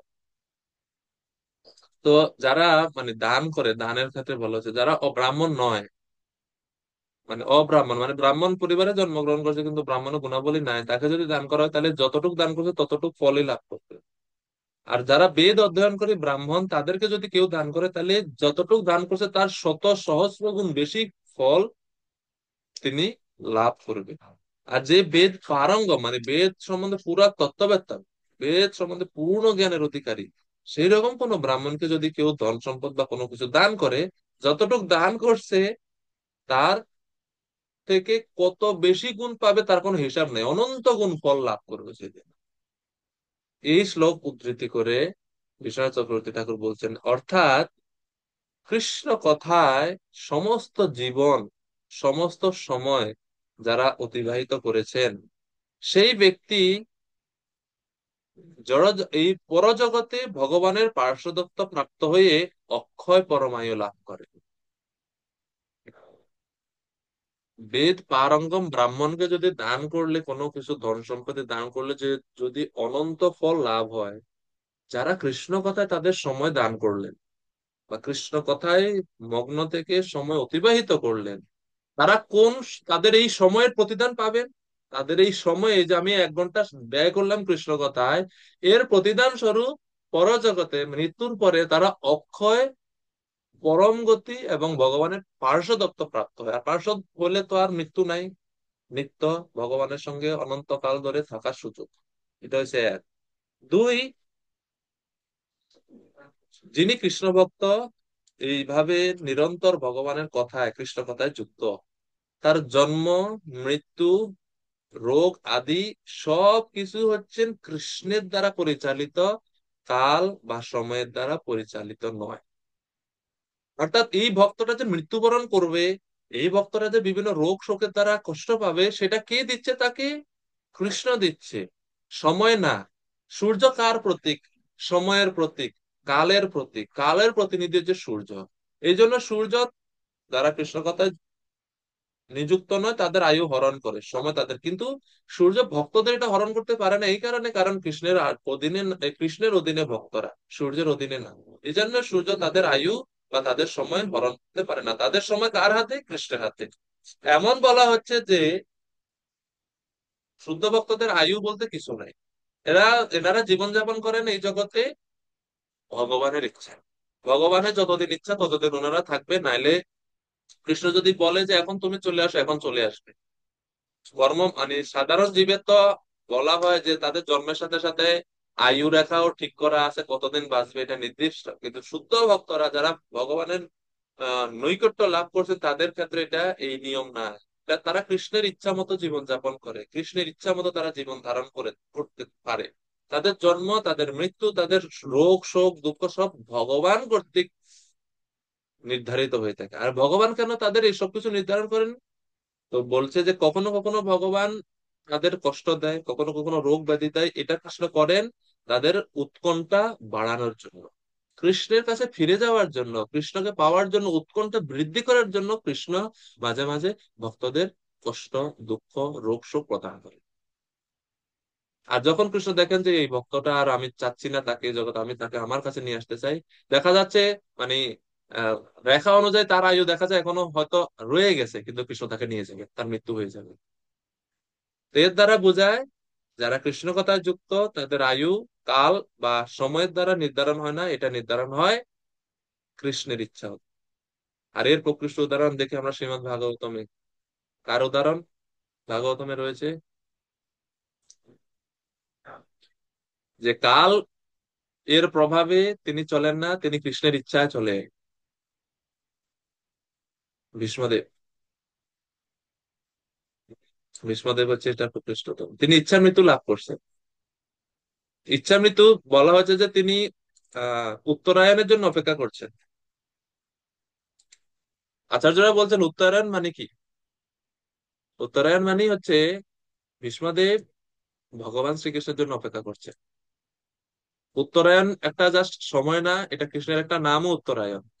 কেন ভগবানের নাম উত্তরায়ণ? ভগবান শ্রীকৃষ্ণ যখন উত্তরার গর্ভে পরীক্ষিত মহারাজকে রক্ষা করতে প্রবেশ করেছিলেন, উত্তরার গর্ভে তিনি অয়ন বাস করেছিলেন ক্ষণিকের জন্য, সেজন্য কৃষ্ণেরই একটা নাম হচ্ছে উত্তরায়ণ। ভীষ্মদেব ওই উত্তরায়ণ ভগবানকে দর্শন করে মৃত্যুবরণ করবেন, দেহ ত্যাগ করবেন, এই আশায় তিনি অপেক্ষা করছেন। এটা হচ্ছে ভক্তদের, এটা হচ্ছে ভক্তিমূলক ব্যাখ্যা। আর বাহ্যিক অর্থ হচ্ছে যে তিনি দক্ষিণায়ন সূর্যের উত্তরায়ণের জন্য অপেক্ষা করছিলেন। তো ভক্ত তার ইচ্ছা মতো এবং কৃষ্ণের ইচ্ছা মতো হচ্ছে ওনার আয়ু। ওনার আয়ু তো কোনো কাল বা সময়, সূর্য লক্ষ কোটি বছর থাকলেও তো ভীষ্মদেবের আয়ু বা ওনার মৃত্যু হবে না, আয়ু হরণ হবে না। ভীষ্মদেবের আয়ু হরণ করতে পারবে, কাল হরণ করতে পারতো কি? পারতো না। তো এটা হচ্ছে তার প্রমাণ। নিতাই চরণ প্রভু, বলুন প্রভুজি। হরে কৃষ্ণ প্রভু। প্রভু। আহ, আমরা শুনেছি এখন হনুমান বা এরা আছে, হ্যাঁ, তাহলে আছেন এদের এনারা। আয়ু কি কিভাবে, এরাও কি এরকম ধারণ হচ্ছে না, বা এদের আয়ু? হ্যাঁ প্রভু, আপনি যেটা বলছেন সেটাই, তাদেরও আয়ু কোনো হরণ হচ্ছে না। তারা মানে এক কল্পকাল থাকার মানে সৌভাগ্য বা অনুমোদন লাভ করছেন। ব্রহ্মার এই দিন শেষ হওয়া মানে ব্রহ্মার আয়ু শেষ পর্যন্ত তারা থাকবেন। আহ, ব্রহ্মার 100 বছর শেষ হওয়া পর্যন্ত ওনারা থাকবেন এখানে। ওনাদের আয়ু মানে এরকম ওই সময় আয়ু হরণ করতে পারে না তাদের। হনুমানজি তো সবসময় ভগবান শ্রী রামচন্দ্রের কথায় গুণগানে মগ্ন থাকেন, এই কারণে ওনারও পরমায়ু ক্ষয় হয় না। তাহলে পরীক্ষিত মহারাজ যে এত হরিকথা শুনলো, তাহলে তার তো আয়ু হরণ হয়ে গেল অভিশাপে। তার আয়ু হরণ হয়নি প্রভু, কৃষ্ণ তাকে নিয়ে যেতে ইচ্ছা করছেন, এজন্য তিনি চলে গেছেন। তক্ষকের এই ঋষির অভিশাপ, তারপরে তক্ষকের দংশন, এগুলো সব হচ্ছে বাহ্যিক কারণ। মূল কারণ হচ্ছে কৃষ্ণ চায় পরীক্ষিত আমার কাছে চলে আসুক, এই জন্য এত কিছু ড্রামা হয়েছে বাস। এই জন্য দেখুন অনেক সময় আমরা দেখি যে অনেক শুদ্ধ ভক্তরা বিভিন্ন অ্যাক্সিডেন্টে মারা যাচ্ছে, বিভিন্ন মহা বড় বড় রোগে আক্রান্ত হয়ে মারা যাচ্ছে। এগুলো সব হচ্ছে বাহ্যিক কারণ। কৃষ্ণ দেখায় জগৎবাসীকে দুইটা কারণে ভগবান ভক্তদেরকে কষ্ট দেয়। এক হচ্ছে ভক্তদের ঐকান্তিকতা বৃদ্ধির জন্য, আর দুই হচ্ছে ভক্তির পন্থাকে গোপন করার জন্য। ভক্তির অসমিত সিন্ধুতে এটা বলা হচ্ছে। ভক্তির পন্থাকে গোপন করা মানে কি, ভগবান ভক্তদেরকে কষ্ট দেয়। কষ্ট যদি না দেয়, ভক্তরা যারা ভক্তি করে তারা যদি শুধু সুখই পায়, সুখ সুখ সুখ সুখ সুখ, তখন সাধারণ মানুষ মনে করবে আরে বাহ, ভক্তি করলে তো বড় সুবিধা, আমি সুস্থ থাকতে পারবো, সুখী থাকতে পারবো, কোনো কষ্ট আসবে না। তখন সাধারণ মানুষে ভক্তি করা শুরু করবে এই উদ্দেশ্যে যে আমি সুস্থ থাকবো, ভক্তি করলে এই জন্য ভক্তি করব। আমার জীবনে কোনো অভাব অনটন আসবে না, এই জন্য আমি ভক্তি করব, এইরকম মানুষ মনে করে ভক্তিতে আসবে। এই জন্য ভক্তি পন্থাকে গোপন করার জন্য ভগবান ভক্তদেরকে অনেক কষ্ট দেয়, অনেক অদ্ভুত পরিস্থিতিতে ভগবান ভক্তদেরকে ফেলে, যেন সাধারণ মানুষ মনে হয় দূর কি লাভ এত নাম টাম করে, এরা তো আমার থেকে অবস্থা আরো বেশি খারাপ, আমরা তো যা কালী মায়ের আরাধনা করে ভালোই আছি, এরা তো আর খাইতেও পায় না 3 বেলা। চৈতন্য চরিতামৃতে শ্রীধর কলা কলা বেচা শ্রীধরের বর্ণনা রয়েছে। মহাপ্রভু নিজে বলছে আরে এই দেখ, তোর আশেপাশে, তোমার আশেপাশে যাদের ঘর আছে সবার ঘরগুলা সব বিল্ডিং, তোমার নিজের ঘরের মধ্যে একটা চাল নাই, তারা সবাই চণ্ডীর পূজা করে এত ধন লাভ করলো, আর তুই সারা সারা দিন সারা রাত এই কৃষ্ণ কৃষ্ণ বলে ঘরের চাল পর্যন্ত নাই। কেন তুমি এখনো চণ্ডীর পূজা করছো না, কেন এই কৃষ্ণ কৃষ্ণ এখনো মানে কীর্তন করছো? এরকম মহাপ্রভু পরীক্ষা করছেন শ্রীধর। যাই হোক, এটা আরেক প্রসঙ্গ। তো এটা হচ্ছে ভগবানের ইচ্ছা। যেমন কিছু উদাহরণ দিতে, যেমন আমাদের ইসকনে অনেক বড় বড় মহাত্মারা, শুদ্ধ ভক্তরা যারা আমাদের আমাদেরকে ছেড়ে ভগবানের কাছে চলে গেছেন অলরেডি। যেমন অনেক সবার তো আমি জানি না, যে কয়েকজন, যেমন আমরা জানি ভক্তিতীর্থ স্বামী মহারাজ। তো ওনার আহ, এমন রোগ হয়েছিল যে ক্যান্সারের মতো, আহ, পা কেটে ফেলতে হবে এরকম। এখন প্রশ্ন, শুদ্ধ ভক্তদের ক্যান্সার, আরে বাপরে, তিনি এটা কি ভক্তি করলো, সাধারণ মানুষের প্রশ্ন আসতে পারে। ভক্তরা ওদের আবার ক্যান্সার হয়নি, ভক্তরা ওদের অসুখ হয়নি, মহারাজ যেভাবে দেহাত্যাগ করলেন। আমরা দেখি আহ পূজ্যপাদ ছিল ভক্তিচরণ স্বামী গুরু মহারাজ, তো বাহ্যিক ভাবে আমরা দেখা যায় যে তিনি করুণা আকার। মহারাজ সন্ন্যাসী, মানুষে বলে করুণা মরে গেছে, এটা কেমনে সম্ভব? কিন্তু অন্তর্নিহিত কারণ হচ্ছে কৃষ্ণ চান ওনার ভক্তকে নিয়ে যেতে চান। তো সেজন্য কৃষ্ণ তাড়াতাড়ি নিয়ে যেতে চান, এইরকম ব্যবস্থা করছে। কীর্তন সম্রাট যাকে বলা হয়, কীর্তনের বর পুত্র যাকে বলা হয়, শ্রীপাদ ঐন্দ্র প্রভু, ওনার দেহত্যাগ কিভাবে হয়? ওটা পুরো একটা অ্যাক্সিডেন্ট। গ্যাস সিলিন্ডার বাস্ট হয়ে হুম। আগুনে দগ্ধ হয়ে উনি দেহত্যাগ করছে। মানুষে বলবে আরে বাপরে বাপ, সারা দিন রাত 24 ঘন্টা কীর্তন করে এই ফল, দূর কি এর ভক্তি রক্তি বাদ দাও, মানুষ এটা বলবে। কিন্তু অন্তর্নিহিত কারণ কি, কৃষ্ণ চান আমার ভক্তরা আমি এখনই নিয়ে আসতে চাই। আর ওনার তীব্রতা, উনি এত তীব্রতা ভাবে, প্রভু আমি আর এই জগতে থাকতে চাই না। কারণ কিভাবে যাওয়ার জন্য তো একটা মাধ্যম দরকার। আর যখন আগুন নিবানোর পরে দেখা গেল যে ঐন্দ্র প্রভু ওনার বিগ্রহের দিকে প্রণাম নিবেদন করে শায়িত আছে। ওনার আরাধ্য দেব, ওনার যে প্রতিষ্ঠিত বিগ্রহের উদ্দেশ্যে প্রণাম দণ্ডবত নিবেদন করে উনি মাটিতে শায়িত আছেন, এইভাবে তিনি দেখাত্যাগ করছেন। তো বাহ্যিক, এই জন্য ভক্তদের ক্ষেত্রে আমরা বাহ্যিক কারণটা না দেখে তাদের চেতনাকে আমরা দেখবো, যে তাদের চেতনা কেমন ছিল, বা সারা জীবন তারা কিরকম ভাবে ভগবানের ভক্তি করেছিল। বাহ্যিক কারণ অনেক কিছু হতে পারে, বাহ্যিক কারণ ওনাদের চেতনাকে নির্ধারণ করে না। তো এটা হচ্ছে কৃষ্ণের ইচ্ছা। কৃষ্ণ চান কৃষ্ণ যদি চান তার ভক্তকে নিয়ে যেতে পারেন যে কোনো মাধ্যমে। আর বেশিরভাগ সময় ভগবান এরকম ট্র্যাজেডির মাধ্যমে ভক্তদেরকে নেন, যেন সাধারণ মানুষ ভক্তির মাহাত্ম্য বুঝতে না পারে, ভক্তি পন্থাকে গোপন করার জন্য কৃষ্ণ এটা। ঠিক আছে নিত্যাচরণ প্রভু। নন্দরানী মাতাজি বলো। হরে কৃষ্ণ, প্রণাম ব্যাস। প্রভু। আচ্ছা, যখন এরকম, তখন সাধারণ মানুষ তো বলে যে ও যখন হয়ে যায় তখন তোমরা বলো যে এই কারণে ভগবানের ইচ্ছা হয়েছে, আর যদি না হয় তখন তোমরা আচ্ছা এমনি হয়েছে।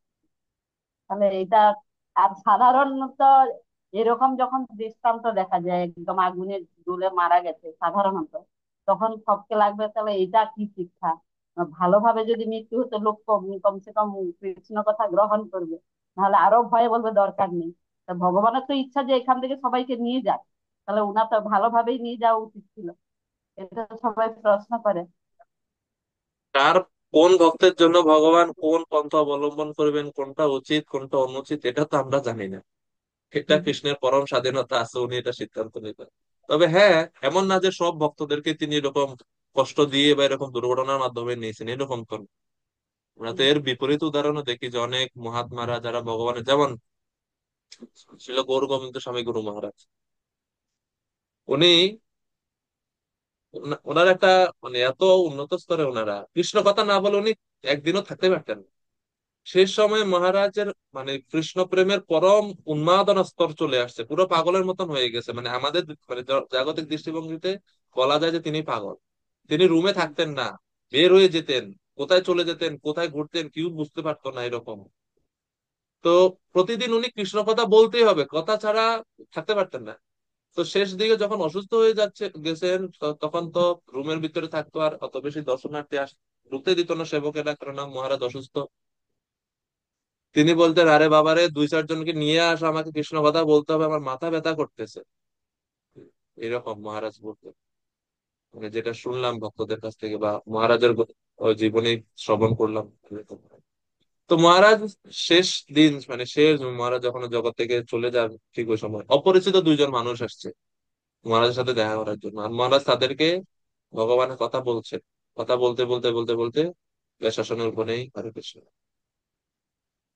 হঠাৎ কথা বন্ধ করে দিচ্ছেন, বন্ধ করে বলছেন আমার চলে যাওয়ার সময় হয়ে গেছে, বলেই শেষ। তাইলে এটা মহিমান্বিত না? তো কৃষ্ণ কাকে দিক কাকে কখন কি করবে কিভাবে নেবেন এটা কৃষ্ণের ইচ্ছা, কিন্তু এই জন্যই ওই যে যেটা বললেন যে সাধারণ মানুষের তো ভুল বুঝে, এই মানুষের সাধারণ মানুষের যেটা যেন ভক্তির তত্ত্বটা যেন সঠিকভাবে বুঝতে না পারে, এই জন্যই এটা। এই জন্য ভক্তদের কর্তব্য হচ্ছে তত্ত্বটা বোঝানো, ফিলোসফিটা কি। যেমন এই যে ভাগবতম এখন আমরা পড়ছি, বিষয় হচ্ছে এটা যে কৃষ্ণের উপর নির্ভর করে তাদের আহ জন্ম মৃত্যু সবকিছু। সেটা আমরা বা এটা কালের দ্বারা নির্ধারণ হয় না। তো এইভাবে আমাদের কর্তব্য হচ্ছে ভগবানের এই অদ্ভুত বা এই যে রহস্যময় কার্যকলাপ তার ভক্তের সঙ্গে, এটা মানুষকে বোঝানো। আর যারা শ্রদ্ধা নাই তারা কখনোই বুঝবে না। এই জন্য তারা, যাদেরও শ্রদ্ধাহীন তারাই এটা বলবে যে আরে ভক্তি করে কি লাভ হইলো, এরকম, এর মানে তারা শ্রদ্ধাহীন। এই কারণেই এই ওই শ্রেণীর মানুষদের জন্য ভগবান এটা এগুলো করেন, যেন তারা প্রকৃত ভক্তির মাহাত্ম্য বুঝতে না পারে, যে কেন না, কারণ তাদের শ্রদ্ধা কম। হরে কৃষ্ণ, ধন্যবাদ।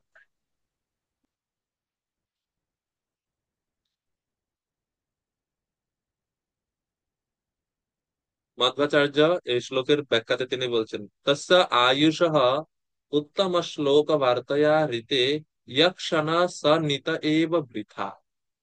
অর্থাৎ যতক্ষণ পর্যন্ত আমাদের শ্বাস কৃষ্ণ কথা বা উত্তম শ্লোকের বার্তায় শ্রবণ এবং কীর্তনে যুক্ত আছে, ততক্ষণ পর্যন্ত আমরা জীবিত, বা এটা জীবিত শরীর, এটা জীবন্ত শরীর, এই শরীরে প্রাণ আছে। আর যত সময় কৃষ্ণ কথা শ্রবণ কীর্তনে আমাদের আয়ু বা শ্বাস প্রশ্বাস যুক্ত না, তত সময়টাকে বলা হয় মৃত। মানে জীবিত আছে, শ্বাস প্রশ্বাস চলছে, কিন্তু কৃষ্ণ কথা বলছি না, কৃষ্ণ স্মরণ করছি না, কৃষ্ণ কথা শ্রবণ বা কীর্তন করছি না, এর মানে এটা মৃত শরীর। জীবিত হলেও এটা মৃত, এটা ভূত, এটা ভূতের শরীর। ভক্তি ভক্তি সিদ্ধান্ত সরস্বতী ঠাকুর বলছেন যে আহ, মনুষ্য দেহ হইলে কি হবে করহ, ভূতেরও কাম। ভূতের মতো কাজ করতেছে। ভূত কিরকম, এটা মানে কাজকর্ম করে, কিন্তু কৃষ্ণ ভক্তি করে না। এটা যে ভূতের শরীর, এটা মৃত মানে এটা অপবিত্র শরীর, এটা অশুদ্ধ শরীর, এটা প্রকৃত জীবন না। যে সময়ে বা যত সময় আমরা কৃষ্ণ কথা আলোচনা না করে বৃথা সময়, মধ্বাচার্য বলছেন সে বৃথা সময় ব্যয় করে, এটা মৃত, এটা জীবন না, এটা মৃত।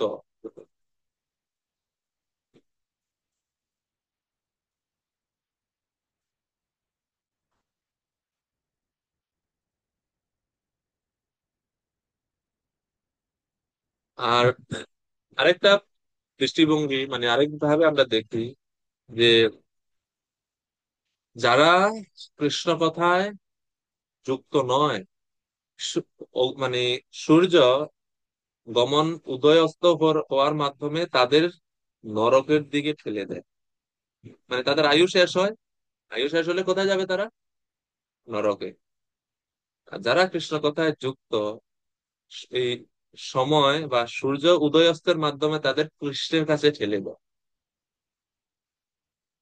অর্থাৎ তারা তত শীঘ্রই কৃষ্ণের কাছে পৌঁছে যাবে, কৃষ্ণের সান্নিধ্য তারা লাভ করবে।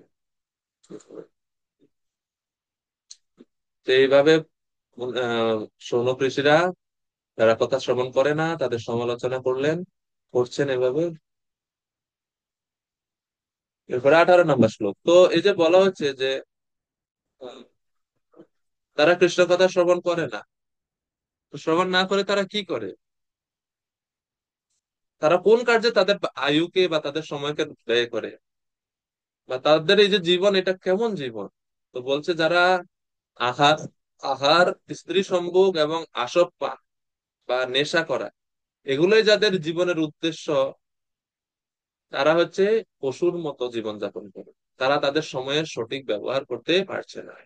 18 নম্বর শ্লোক। এই 17, 18, 19 খুব সুন্দর গুরুত্বপূর্ণ শ্লোক। তারব কিম ন জীবন্তি ভস্ত্রা কিম ন শশন্ত্যুত ন খাদন্তি ন মেহন্তি কিম গ্রামে পশবো পরে। তিনি শৌনক ঋষি বলছেন বৃক্ষ সমূহ কি বেঁচে থাকে না? এগুলা প্রশ্নগত। বেঁচে থাকে না? কামারের হাপর কি শ্বাস গ্রহণ ও পরিত্যাগ করে না? আমাদের চতুর্দিকে পশুরা কি আর আহার স্ত্রী সম্ভোগ করে না?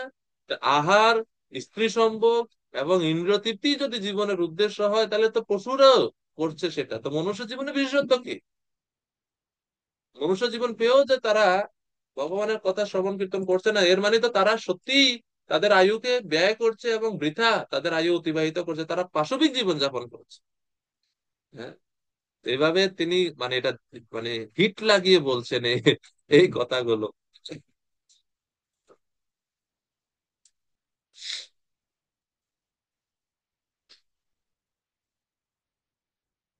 তিনি বলছেন যে মানুষের এই জীবন কি, মানে এদের থেকে তো পশু মানে বৃক্ষরা তো আরো বেশি দিন জীবন ধারণ করে। যদি বলে যে বৃক্ষরা তো শ্বাস নেয় না, বলছে শ্বাস তো কামারের হাপরও তো শ্বাস গ্রহণ করে। তো এটা তো মানুষের থেকে তো শ্বাস আরো বেশি বেশি গ্রহণ করে কামারের হাপর। তো শ্বাস গ্রহণ আর এই বেঁচে থাকাই যদি মনুষ্য জীবনের উদ্দেশ্য হয়, তাহলে তো বৃক্ষ তার থেকে ভালো, কামারের হাপর তার থেকে ভালো, এই মানুষ হয়ে জন্মগ্রহণ গ্রহণ করার কি তাৎপর্য আছে?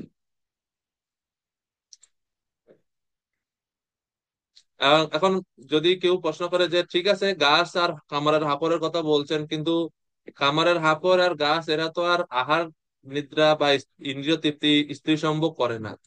তো তখন শেষ লাইনে এই জন্য তিনি বলছেন পশুরা তো কম খায়নি, পশুরা তো স্ত্রী সম্ভোগ কম করেনি। তো এটা তো মানুষের আর বিশেষত্ব কি? মানুষের থেকেও বেশি তারা খায়, মানুষের থেকেও বেশি তারা স্ত্রী সম্ভোগ করে।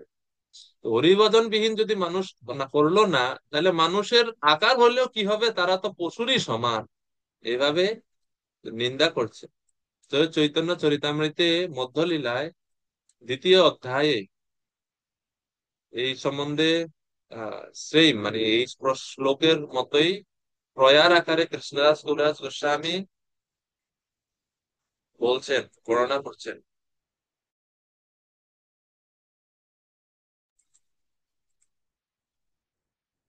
তিনি বলছেন যে মোর বপু চিত্তমন সকল ইন্দ্রিয় গ্রহণ কৃষ্ণ বিনা সফল বিফল। এটাই প্রভু। তবু একটু রেফারেন্স গুলো একটু বললে আমার একটু সুবিধা হয় আর কি। সবসময় লিখতে পারি না তো পুরা শ্লোক গুলো বা ইয়েগুলো। কি এই বলবো? জন্য ওই যে রেফারেন্স? কৃষ্ণদাস কবিরাজ হ্যাঁ কৃষ্ণদাস কবিরাজ গোস্বামী যে মানে চৈতন্যচরিতামির্জায় বা কোথায় আছে হ্যাঁ, ওই রেফারেন্সটা যে বললাম কাছে মধ্যলীলা দ্বিতীয় অধ্যায়ে মধ্যে 30 দ্বিতীয় থেকে অধ্যায়। 34 নম্বর শ্লোক। বল- বলছি প্রভু, মধ্যলীলা চৈতন্য চরিতামৃত মধ্যলীলা দ্বিতীয় পরিচ্ছেদ, তৃতীয় অধ্যায়, 30 থেকে 34, ওই ঠিক আছে সেকশনে বলছেন যে মোর বপু চিত্ত মন সকল ইন্দ্রিয়গণ কৃষ্ণ বিনা সফল বিফল। কৃষ্ণ ছাড়া যদি সবকিছু সফল থাকে, এটা বিফল। কৃষ্ণের মধুর বাণী অমৃতের তরঙ্গিনী, তার প্রবেশ নাহি যে শ্রবণে। কানা করি ছিদ্র সম জানিহ সে শ্রবণ, তার জন্ম হইল অকারণে। তিনি বলছেন যে কৃষ্ণের মধুর বাণী, কৃষ্ণের মধুর কথা, সেটা হচ্ছে অমৃতের মতো, অমৃতের তরঙ্গের মতো। এই কথা অমৃত যার কর্ণে শ্রবণ, যে ব্যক্তি তার কান দিয়ে শ্রবণ করলো না, তার কান কেমন? বলছে কানা করে ছিদ্র সম জানিহ সেই শ্রবণ, তার জন্ম হইল অকারণে। তার জন্মটাই অকারণ। তার কান, এটা কান না, এটা একটা সাপের গর্তের মতো, আর কিচ্ছু না। এটা প্রকৃত কান না, এটা এই শ্রবণের, এই কানের কোনো সার্থকতা নাই। এরপরে বলছেন কৃষ্ণের অধরামৃত কৃষ্ণ গুণচরিত, সুধাসার সাধু বিনিন্দন। কৃষ্ণের অধরামৃত, ভগবানের মুখ নিঃসৃত যে অমৃত, ভগবানের প্রসাদ বা ভগবানের উচ্ছিষ্ট, এবং কৃষ্ণের গুণের চরিত্র, ভগবানের লীলা সমূহ, এগুলো হচ্ছে সুধাসার সাধু বিনিন্দন। যে অমৃতেরও সার বস্তু এগুলো।